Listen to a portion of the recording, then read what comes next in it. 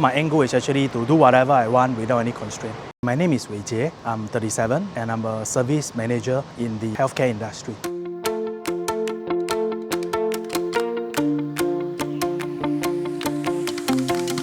For me, investing is a very personal thing. As I noticed, the higher I go, somehow I find that my savings have not increased and inflation is eating up my savings. So my end goal is actually to get financial freedom. Yeah, to do whatever I want without any constraint. It's actually very interactive because I feel some of the courses I read online, they just go through. It's very abstract.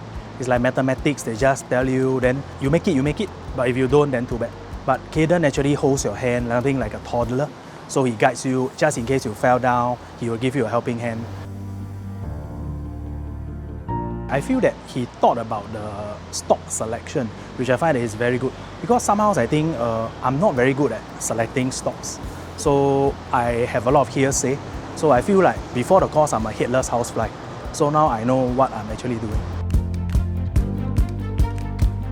Yes, I will recommend VIA to my friends because I find that there are a lot of people who want to pursue their dream, but they don't know how to do. So I hope Cayden can actually give them the will, the courage, and also lead them to a correct direction to fulfill their dreams.